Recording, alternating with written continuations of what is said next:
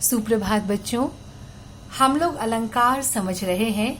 हमने शब्दालंकार पिछले वीडियो में शब्दालंकार के भेदों को समझा है।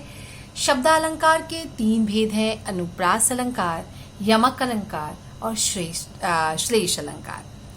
आज हम अर्थालंकार को समझेंगे कि काव्य में जहां शब्द के अर्थ के कारण सौंदर्य और चमत्कार उत्पन्न हो वहां अर्थालंकार होता है। अर्थालंकार प्रमुख रूप से 5 प्रकार के होते हैं: उपमा अलंकार, रूपक अलंकार, अतिशयोक्ति अलंकार, उत्प्रेक्षा अलंकार और मानवीकरण अलंकार। तो पहला भेद है इसका उपमा अलंकार।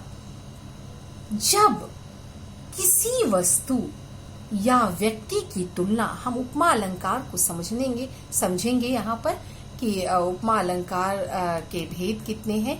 तो उपमा अलंकार का अर्थ है सादृश्य अथवा समानता। जहां किसी एक वस्तु या प्राणी की तुलना किसी प्रसिद्ध वस्तु या प्राणी से की जाए उसे उपमा अलंकार कहते हैं। जैसे यह देखिए अरविंद से शिशुवृंद कैसे सो रहे।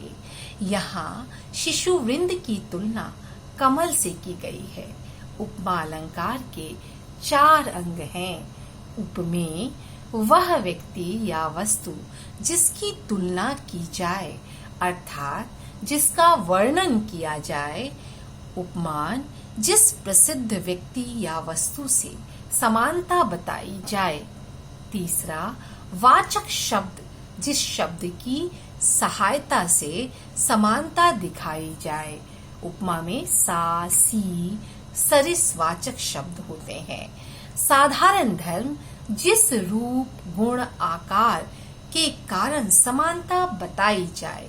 तो बच्चों, हम इसे इस प्रकार से भी समझेंगे कि जब किसी वस्तु या व्यक्ति की तुलना अत्यंत समानता के कारण किसी अन्य प्रसिद्ध वस्तु या व्यक्ति से की जाती है तो वहाँ उपमा अलंकार होता है।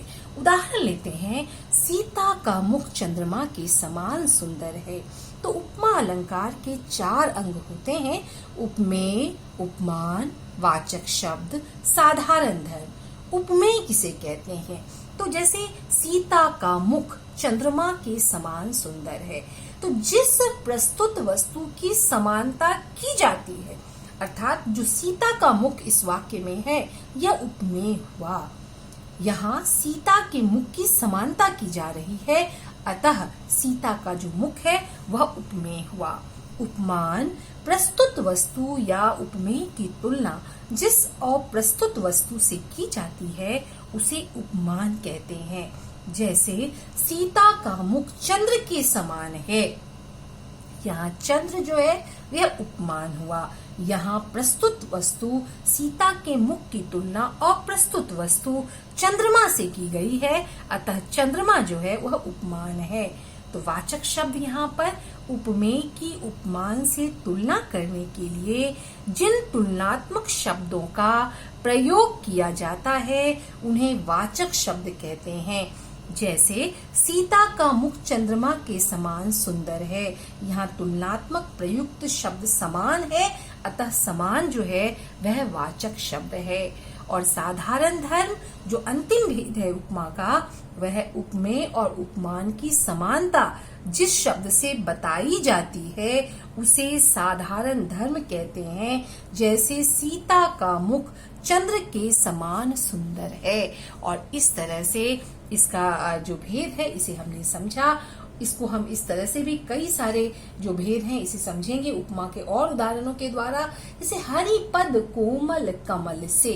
अब देखो इसमें जो इस उपमा शब्द में जो भी कोई भी पंक्ति अगर होगी तो उसमें सा, सी, से का प्रयोग होगा। और आप इस तरह के सा, सी जबकि समानता दिखाई जाएगी तो उसमें इन शब्दों का सा, सी, से, सम, सदृश, समान ऐसे शब्दों का प्रयोग होगा तो वहां पर उपमा अलंकार होता है।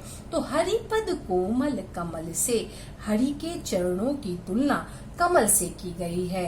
हाय फूल सी कोमल बच्ची, हुई राख की ढेरी सी, तो बच्ची की तुलना फूल से की गई है।